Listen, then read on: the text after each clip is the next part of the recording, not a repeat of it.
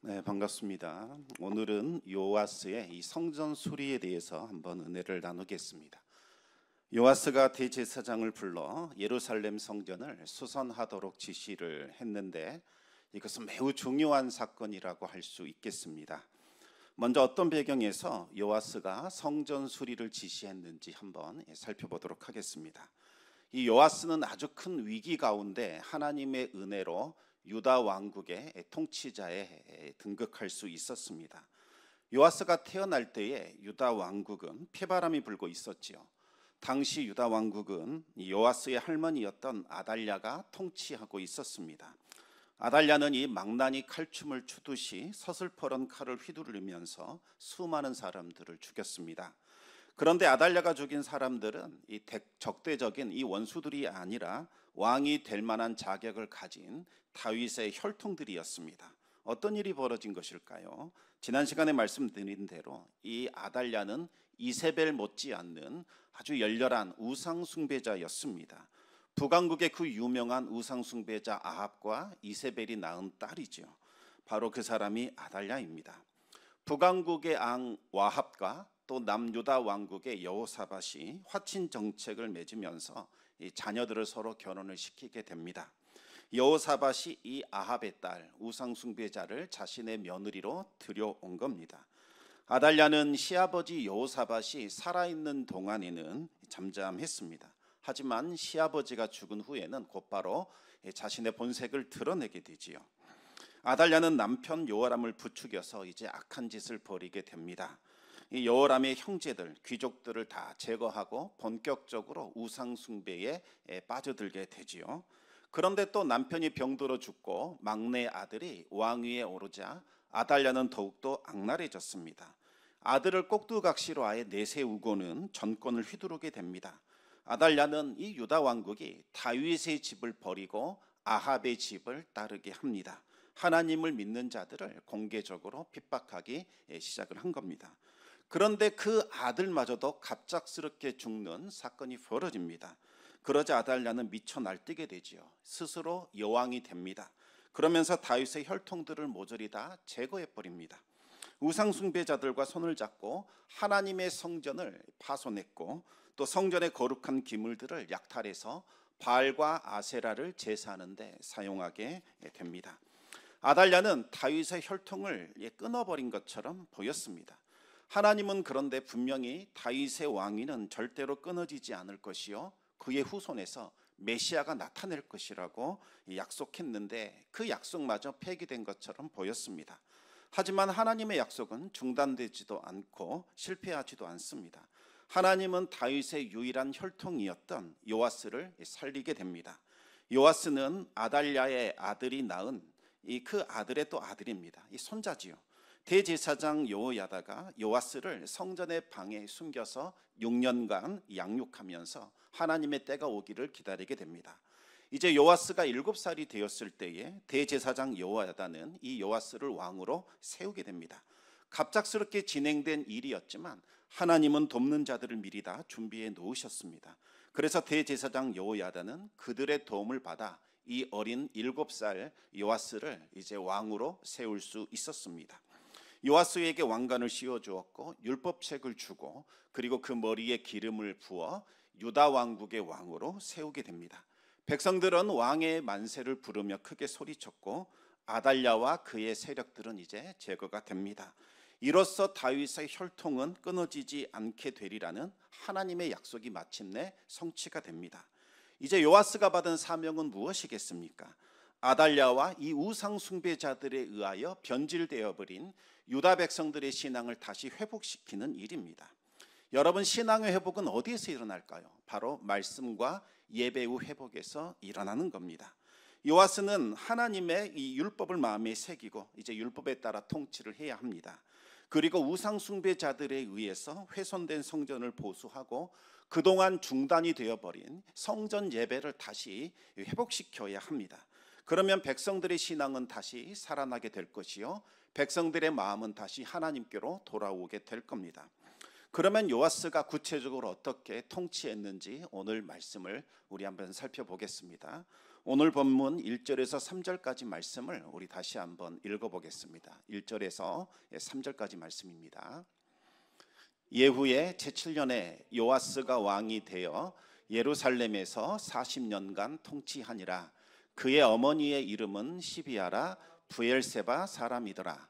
요아스는 제사장 여호야다가 그를 교훈하는 모든 날 동안에는 여호와 보시기에 정직히 행하였으되 다만 산당들을 제거하지 아니하였으므로 백성이 여전히 산당에서 제사하며 분향하였더라.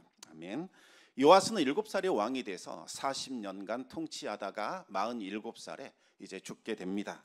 요아스는 평소 이 대제사장 여호야다를 아버지처럼 여겼기 때문에 그가 하는 교훈을 잘 따랐습니다. 그래서 왕이 된 이후에도 여호야다의 교훈을 마음에 새겼습니다. 그리하여 요아스는 하나님이 보시기에 정직한 왕으로 평가를 받게 되지요.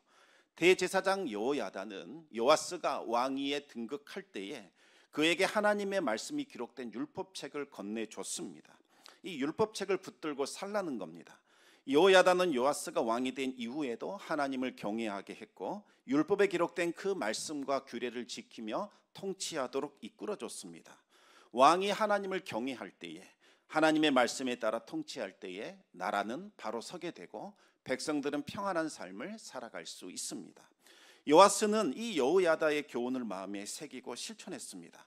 그래서 여호야다가 사는 날 동안에는 하나님 앞에서 바르고 정직한 왕으로 통치할 수 있었지요. 여러분, 우리가 지금 믿음 가지고 살 수 있는 것, 우리가 잘났거나 특출한 믿음을 소유했기 때문이 아니라는 것 꼭 기억하시기 바랍니다. 이 모든 것이 우리에게 신앙을 전수해주고 또 우리에게 믿음을 일깨워준 믿음의 선배들이 있었기 때문에 가능한 겁니다. 믿음의 선배들이 자신의 시간과 비용과 모든 것을 정말 희생해 가면서까지 우리들에게 신앙을 전수해 줬습니다. 그리고 우리에게 소중한 믿음의 유산을 남겨줬습니다. 그들의 헌신, 그들의 섬김이 있었기 때문에 지금 한국교회가 서 있는 거지요. 이제는 우리 차례입니다. 이 선배들로부터 물려받은 신앙, 믿음의 유산들을 이제 다음 세대로 우리가 전수해야 할 책임이 있는 거지요. 하지만 안타깝게도 어찌된 일인지 한국교회가 이 일에 관심이 없는 것 같습니다. 많은 성도들이 이 일에 이제 등한히 여기고 있습니다. 이대로 가면 신앙의 대가 끊어져 버릴지도 모른다는 위기감이 자꾸 찾아오고 있습니다. 지금 이 시대에는 여호야다와 같은 사람이 필요하지요. 믿음의 본을 보여주고 신앙과 믿음의 유산을 전수시켜 줄 수 있는 여호야다가 다시 나타나야 합니다. 그래야 하나님을 떠난 이 세대들이 다시 하나님께로 돌아올 수 있고 다음 세대에 희망이 보이는 겁니다. 요아스가 한 일 중에서 가장 잘한 일, 그것이 이제 성경에 기록해 놨는데 그것은 바로 성전을 수리하는 일, 성전을 보수하는 일이었습니다. 여러분, 요아스가 40년간 왕으로 통치했다면 정말 많은 일들을 했을 겁니다. 많은 업적도 남겼을 거고 사람들 보기에 대단한 일들도 했을 겁니다. 그런데 성경은 그 일은 다 기록하지 않고 오직 하나, 그것만 기록하고 있는데 그것이 무엇입니까? 바로 이 요아스가 이 성전을 수리했다, 이것 하나만 기록해 놓고 있는 겁니다. 왜 그럴까요? 성전을 보수했던 일, 그 일이 하나님 보시기에 가장 값지고 아름다운 일이었기 때문입니다. 여러분, 하나님이 평가하시는 평가 기준과 사람의 평가 기준은 완전히 다릅니다. 사람들은 말합니다. 이 사람이 어떤 일을 했다, 어떤 업적을 남겼다, 그것으로 그 사람을 평가합니다. 하지만 하나님은 그것보다 더 중요하게 여기시는 것이 있습니다. 무엇일까요? 얼마나 하나님과 동행했느냐, 얼마나 하나님을 사랑하고 예배자로 살아갔느냐, 하나님과 얼마나 바른 관계를 맺었느냐, 이것으로 평가하지요. 하나님을 사랑하고 또 믿음의 형제지매들을 사랑했고 주님의 몸된 교회를 섬기고 돌본 사람, 이 사람을 가장 값지고 아름다운 자로 인정해 준다는 겁니다. 다윗은 주의 궁정에서 사는 한 날이 다른 아무리 좋은 곳에서 사는 첫날보다 더 낫다, 이렇게 고백을 했습니다. 그러면서 악인의 그 거창한 장막에 거하는 것보다 하나님 성전의 문지기로 살아가는 것이 더 좋다라고 고백을 했습니다. 제가 어떤 분의 이 간증을 좀 들었습니다. 함께 찬양대를 하고 있었는데 그분이 말씀하시기를 젊은 날에 돈을 정말 많이 벌었답니다. 명예도 얻어받고 인기도 얻어받고 정말 좋은 곳을 다니면서 많은 것을 여행했고 또 많은 것을 먹었다, 이렇게 이야기를 합니다. 그런데 성가대원으로 섬기면서 하나님을 찬송했던 것, 이것이 가장 보람되고 가장 의미 있고 가장 가치 있는 일이더라. 그 전에 했던 것들은 다 소용없고 부질없는 일이더라. 그렇게 고백하는 것을 제가 들었습니다. 여러분, 하나님 보시기에 합당한 삶, 하나님께서 인정하시는 삶을 살아가시기 바랍니다. 그러면 요아스가 시행한 성전 수리가 어떻게 진행되었는지 또 계속해서 말씀 보겠습니다. 우리 4절에서 6절까지 말씀을 같이 한번 읽어보겠습니다.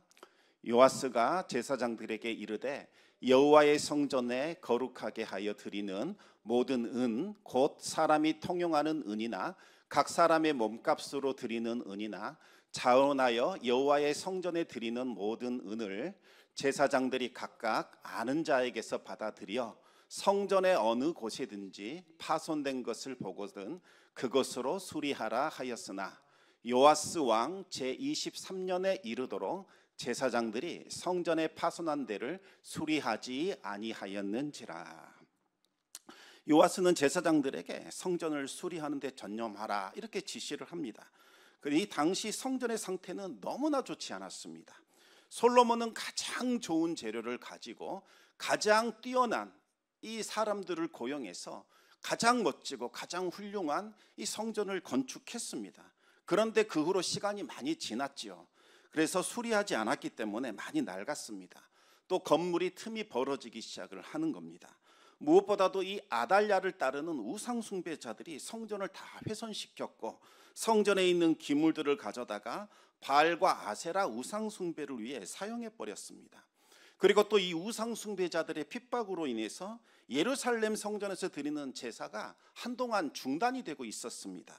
매일 상 번제를 드리라 하나님이 그렇게 말씀하셨지만 이마저도 다 중단이 되어버린 겁니다. 3절을 보시면 백성들이 성전이 아닌 산당에서 제사를 드린 것으로 나옵니다.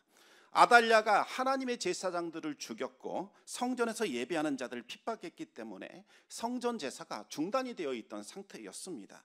그래서 많은 백성들이 성전이 아닌 이 산당에서 제사를 드렸던 겁니다. 여러 번 산당에서 제사 드리면 그 제사가 제대로 드려졌겠습니까? 그럴 수 없지요. 우상 숭배적인 요소들이 반드시 들어올 수밖에 없습니다. 예루살렘 성전에 가면 오랜 시간 동안 철저하게 훈련받은 제사장들과 레위인들이 율법의 규정에 따라 제사법에 따라 철저하게 엄격하게 제사드리기 때문에 이방의 요소들이 들어올 여지가 없었습니다. 그런데 산당에 가보면 제사장도 없고 성소도 없고 지성소도 없습니다. 또 하나님께 드릴 번제단이나 또한 하나님의 언약궤와 같은 기물도 없지요. 그러다 보니 자연스럽게 하나님을 제사한다고는 하지만 이방인들이 드리는 형태의 그와 같은 우상 숭배적인 제사를 드릴 수밖에 없는 겁니다. 그래서 이것이 지금 하나님께 드리는 제사인지 아니면 우상 숭배를 하고 있는지 분간하기가 어려울 정도였습니다. 때로는 같은 장소에서 하나님도 섬기고 또 우상도 동시에 섬기는 그와 같은 혼합주의적인 이 제사가 이루어지고 있었습니다. 아달랴를 따르는 우상 숭배자들은 그와 같은 제사를 드리는 사람들에게는 손대지 않고 그냥 용납해 주었습니다. 그러다 보니 많은 백성들이 예루살렘 성전에 들어가지 않고 산당에서 음란한 제사를 드리고 있었던 겁니다. 비록 여호야다가 종교개혁을 일으켰고 아달랴를 죽이고 바알과 아세라 우상 숭배자들을 멸절시켰지만 여전히 백성들은 예루살렘 성전에 들어가지 않고 그들이 익숙하게 드렸던 그 산당에서 제사를 드리고 있었던 거지요. 성전은 들어가 봐야 곳곳이 다 훼손되어 있었고 또 제사를 드리는데 사용되는 기물들도 다 없어져서 하나님께 제대로 된 제사 드리기가 쉽지 않았습니다. 그뿐만이 아니죠. 아달랴가 얼마나 핍박을 가했던지 이 성직자들의 생계가 어려워지고 그들이 먹고 살기 위하여 자신의 직분을 버리고 떠나가는 일들이 많이 일어났습니다. 그러다 보니 성전 예배가 회복이 되질 않는 겁니다.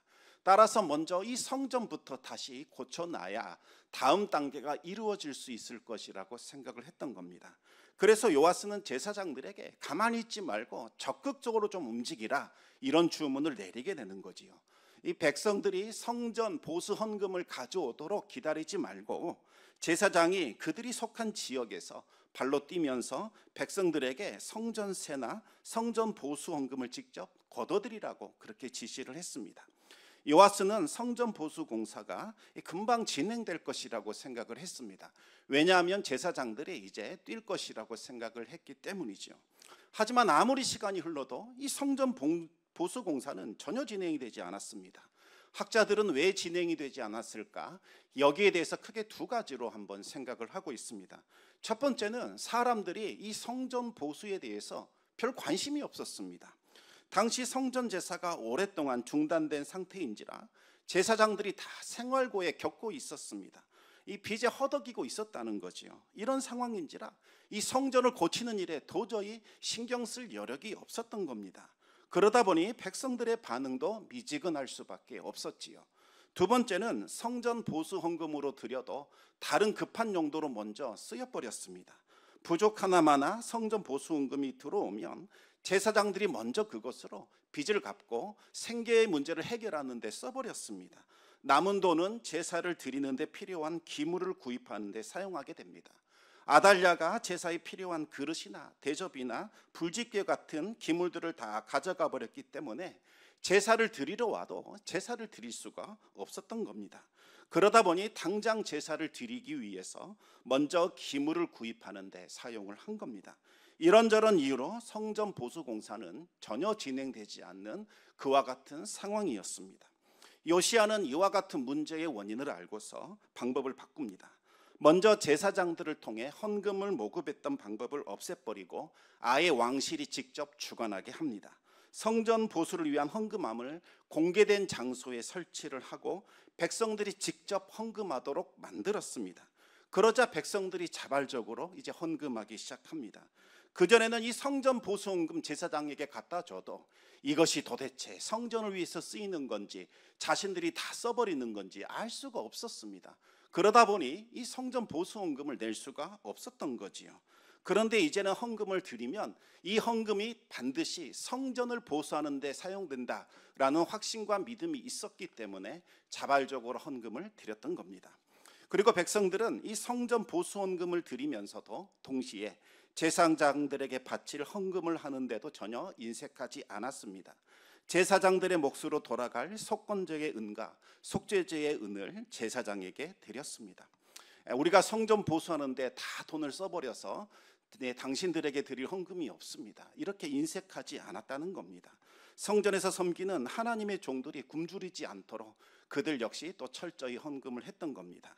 그리고 모금된 이 헌금을 사용하는 방법도 바꾸게 됩니다.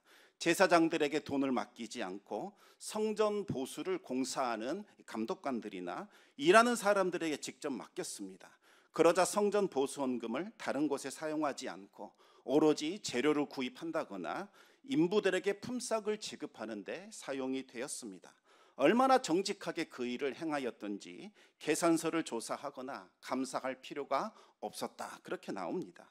그 돈은 오로지 성전 보수에만 사용이 되었고 성전을 장식하거나 성전 기물을 구입하는 데는 일절 사용되지 않았습니다. 마침내 이 성전 보수 공사가 이제 진척되기 시작을 합니다. 그 내용이 역대하 24장을 보시면 자세히 나옵니다. 백성들이 한마음 한뜻이 되어 이 일에 전념을 하게 되자 솔로몬 시대와 같은 성전으로 다시 회복될 수 있었습니다.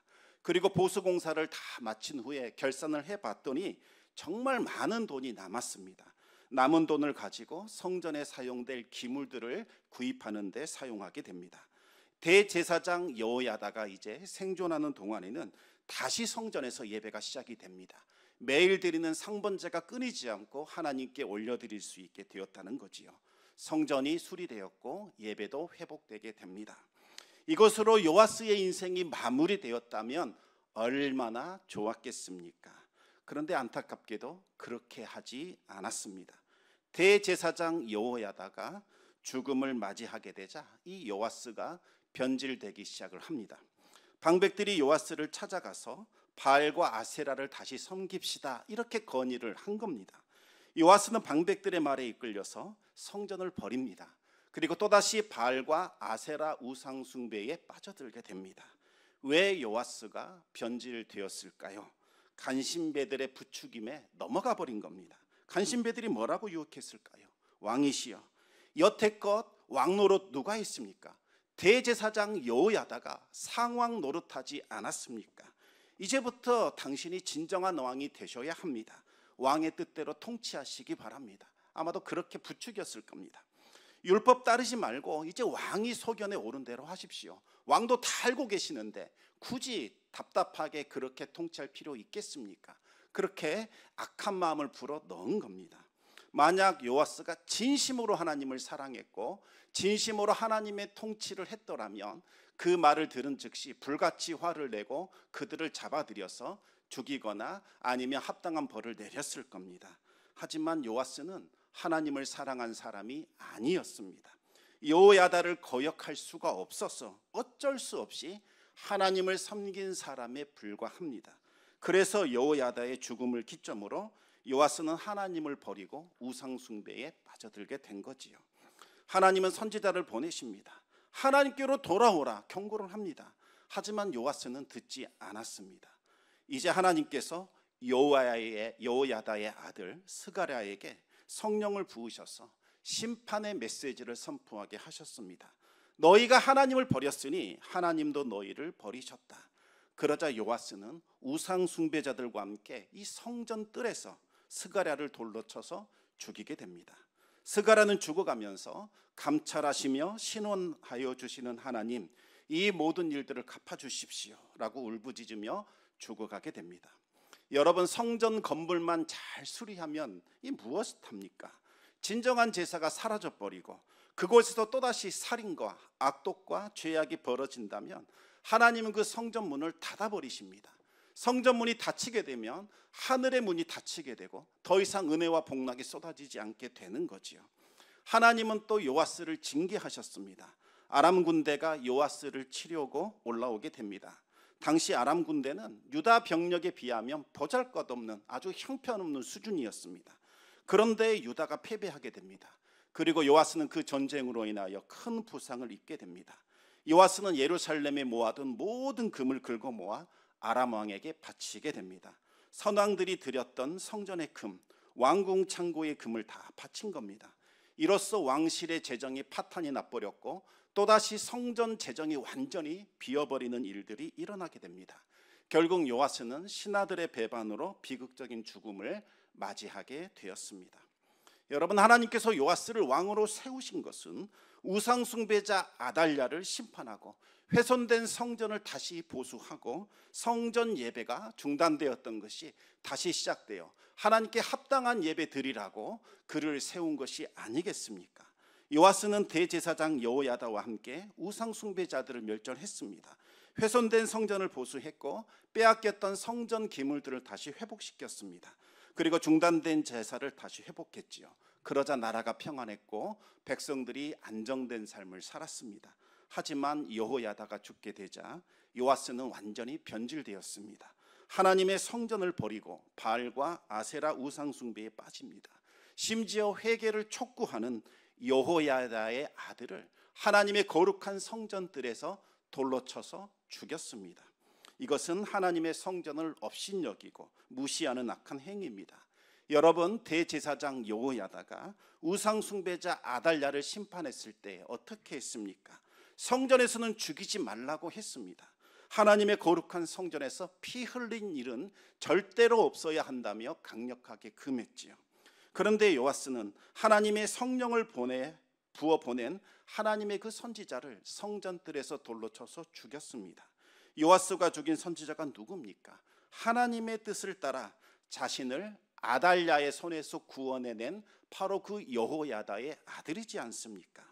여호야다가 자신을 6년간 보살펴줬고 왕위에 세워졌고 그 이후에도 계속해서 보살피며 왕으로서 어떻게 통치해야 할지 알려줬던 정말 생명의 구원자도 같은 그와 같은 사람입니다. 그 아들을 돌로 쳐서 죽인 거지요. 아무리 마귀에게 영혼을 팔았다 할지라도 어찌 이런 일이 있을 수 있단 말입니까? 그것도 하나님의 거룩한 성전에서 돌을 쳐서 피 흘려 죽게 만들었습니다.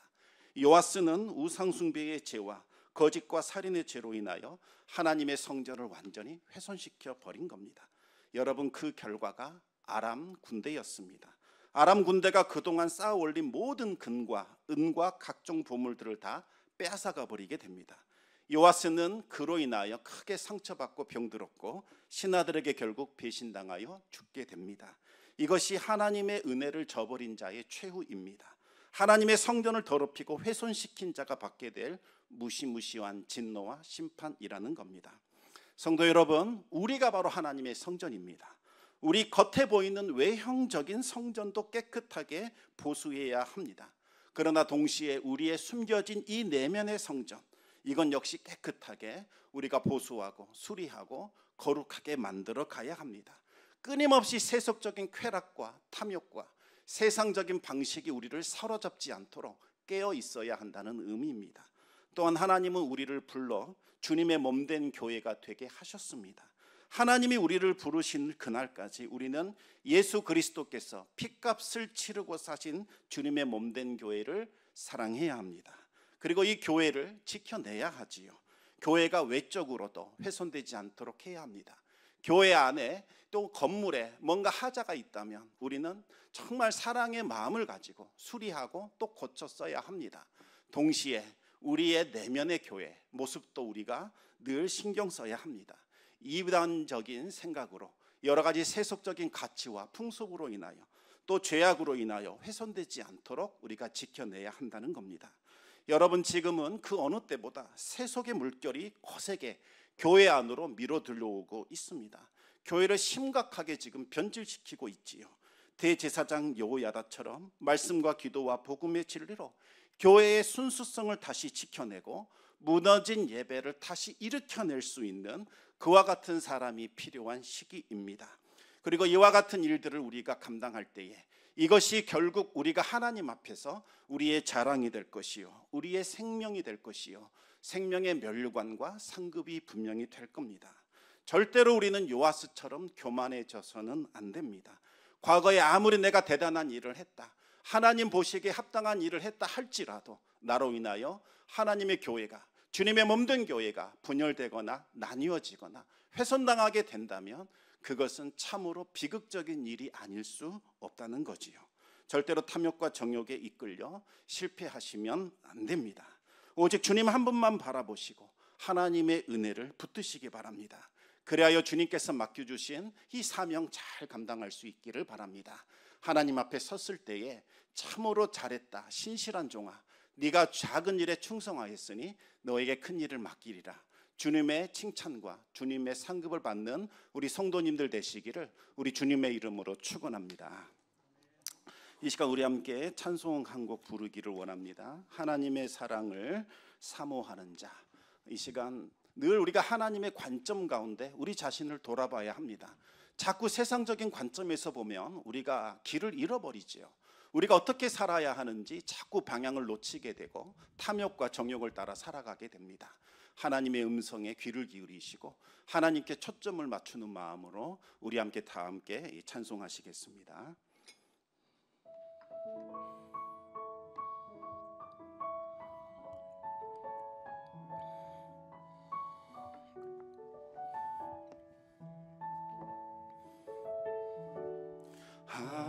하나님의 사랑을 사모하는 자, 하나님의 평안을 바라보는 자, 너의 모든 것 창조하신 우리 주님이 너를 얼마나 사랑하시는지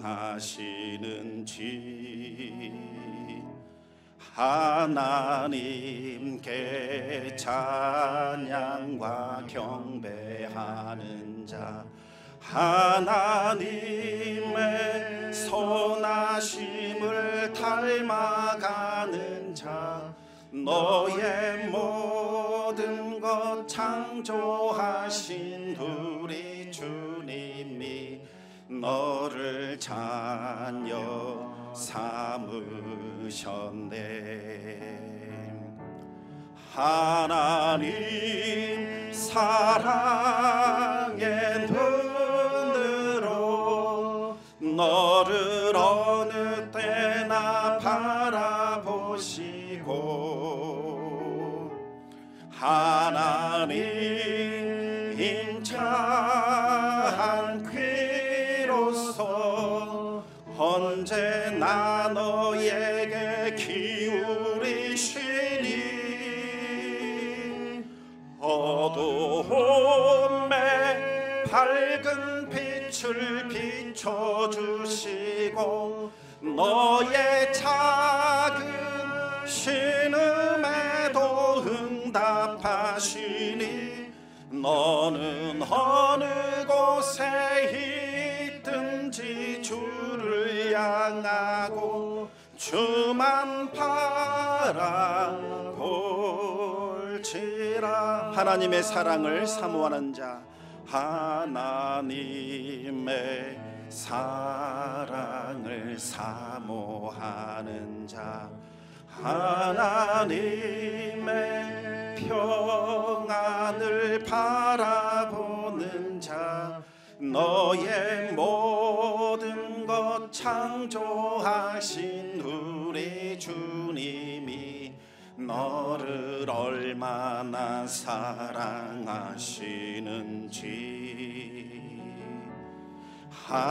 하나님께 찬양과 경배하는 자, 하나님의 선하심을 닮아가는 자, 너의 모든 것 창조하신 우리 주님이 너를 자녀 삼으셨네.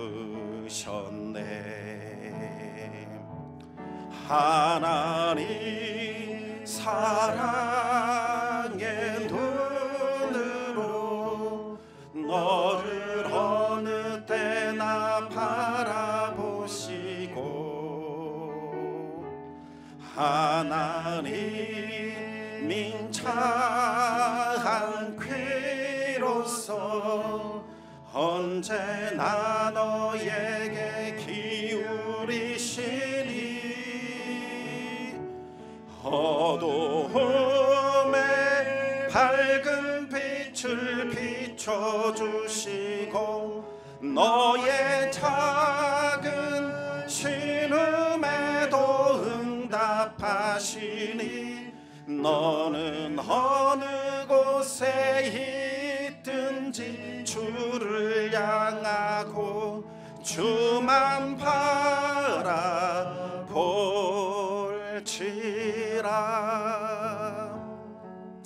이 시간 우리가 말씀 기억하면서 기도하기를 원합니다.